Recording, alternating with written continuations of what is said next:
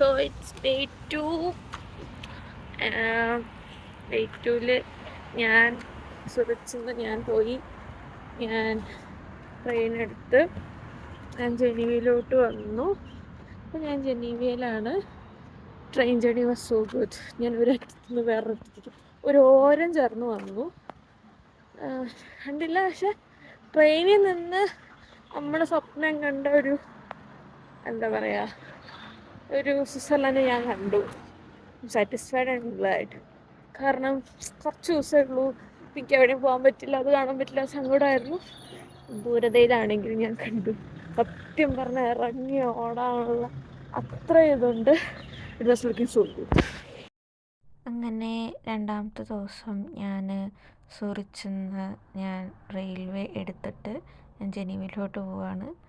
സ്വിറ്റ്സർലൻഡിലെ രണ്ടറ്റം വേണമെങ്കിൽ പറയാം, ഒന്ന് സൂറിച്ചും ഒന്ന് ജനീവയാണ്. നമുക്ക് ആ മാപ്പ് നോക്കിയാൽ തന്നെ മനസ്സിലാവും. അതൊരു സൈഡിൽ നിന്ന് ഞാൻ രണ്ടറ്റത്തിലോട്ട് പോയി.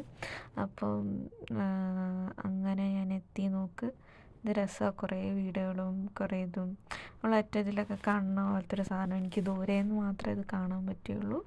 പക്ഷെ എന്നാലും എനിക്ക് കണ്ടപ്പോൾ ഭയങ്കര സന്തോഷം. സത്യം പറഞ്ഞാൽ ഇറങ്ങി ഓടാനുള്ളൊരു സന്തോഷമായിരുന്നു. കാരണം പച്ചപ്പാണ് സാറേ ഇവിടുത്തെ മെയിൻ. പച്ചപ്പും ഹരിതാഭയും ആണ് സ്വിറ്റ്സർലൻഡ്.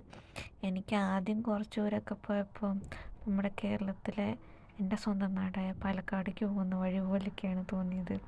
പാടവും കാര്യങ്ങളും ഒക്കെ. അത് കണ്ടോ, എനിക്കപ്പോൾ തോന്നി നമ്മുടെ നാട്ടിലത്തെ പോലെയാണല്ലോ എന്നൊക്കെ തോന്നി. പക്ഷെ എന്നാലും ഒരു വീടും ആ ഒരു സ്ട്രക്ചറും ആ ദൂരെ നിന്നുള്ള പച്ചപ്പും ആ ഒരു എസ്തെറ്റിക് ഭംഗിയൊക്കെ കാണുമ്പോൾ അത് വല്ലാത്തൊരു ഫീൽ തന്നെയാണ്. ഞാൻ ഭയങ്കര ഹാപ്പി ആയിരുന്നു. ഞാനിങ്ങനെ നോക്കിയിരിക്കുമായിരുന്നു. സാറിന് മറ്റേ നമ്മുടെ നാട്ടിലൊക്കെ ട്രെയിനിലാണെങ്കിൽ ഞാൻ എപ്പോൾ കിടന്നുറങ്ങി ചോദിച്ചാൽ മതി, ഞാനങ്ങനെ പോവായിരുന്നു. അവിടെ കുറേ പേര് റെസ്റ്റ് എടുക്കുന്നുണ്ട്, കുറേ ലാപ്ടോപ്പിൽ പണി ചെയ്യുന്നുണ്ട്. ട്രെയിനിൻ്റെ സെറ്റപ്പൊക്കെ ഉണ്ടോ, അടിപൊളിയല്ലേ. പിന്നെ ഞാൻ ഇവിടെ വേറൊരു കാര്യം പറയാനുള്ളത് എന്താണെന്ന് വെച്ചാൽ, സ്വിറ്റ്സർലൻഡിൽ പോകുമ്പോൾ നിങ്ങൾ ഓൾ യൂണിവേഴ്സൽ ചാർജർ വാങ്ങിക്കുകയാണെങ്കിൽ അത്രയും നല്ലത്. അതാകുമ്പോൾ നമുക്ക് എല്ലാവരുടെയും ഉപയോഗിക്കാം. എനിക്ക് പറ്റിയൊരു അബദ്ധം, ഞാൻ യൂറോപ്പിൽ എല്ലാവരുടെയും സെയിം ആണെന്ന് വിചാരിച്ചു.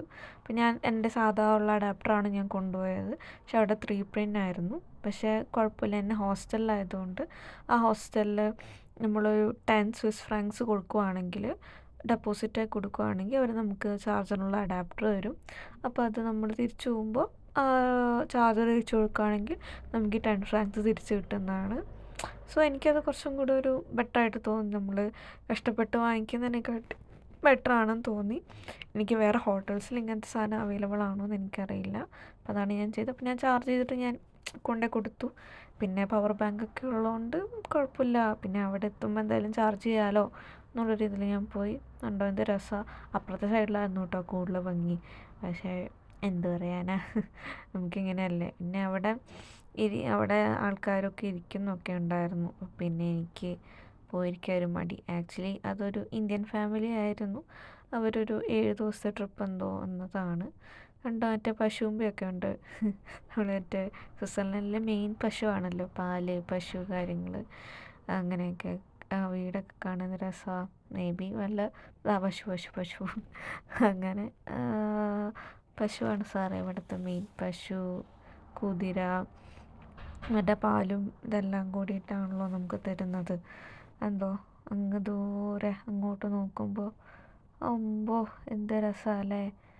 ഒരു രക്ഷയില്ലാത്ത സ്ഥലം.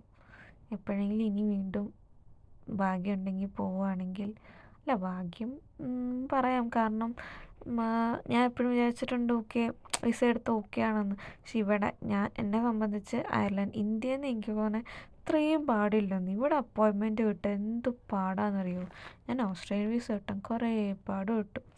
അപ്പം അത് കിട്ടി. ഓസ്ട്രേലിയയിലോട്ട് പോകണം എന്നായിരുന്നു. പക്ഷെ ഒരു ഡയറക്റ്റ് സ്വിറ്റ്സർലൻഡിലോട്ട് ആയതുകൊണ്ട് ഞാൻ പിന്നെ അങ്ങോട്ട് വന്നതാണ്. ഇല്ലെങ്കിൽ ഞാൻ ഓസ്ട്രേലിയ പോയിട്ടേ പോവുള്ളായിരുന്നു. ഇനിയും ഒരു വിസയും കൂടെ കിട്ടുവാണെങ്കിൽ ഉറപ്പാണ് ഞാൻ പോവും.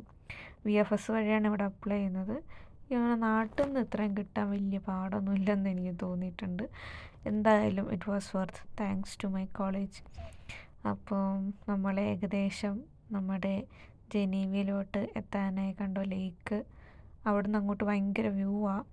പക്ഷേ അവിടെ അപ്പുറം ഇരിക്കുന്നതുകൊണ്ട് എനിക്കധികം എടുക്കാൻ പറ്റിയില്ല. എനിക്ക് തോന്നുന്നത് ആൽപ്സ് മരനിലകളാണ് എന്നെനിക്ക് തോന്നുന്നു. പക്ഷെ ഒടുക്കത്തെ ലുക്കാട്ടോ, ഒരു രക്ഷയില്ല. ജനിക്കുകയാണെങ്കിൽ ഇവിടെയൊക്കെ ജനിക്കണം എന്നെനിക്ക് തോന്നി.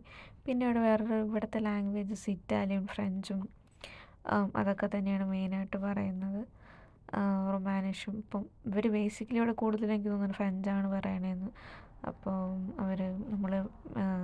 അങ്ങനെ നമ്മൾ ജനീവയിലോട്ടെത്തിയിട്ടുള്ള കാഴ്ചകളാണത്.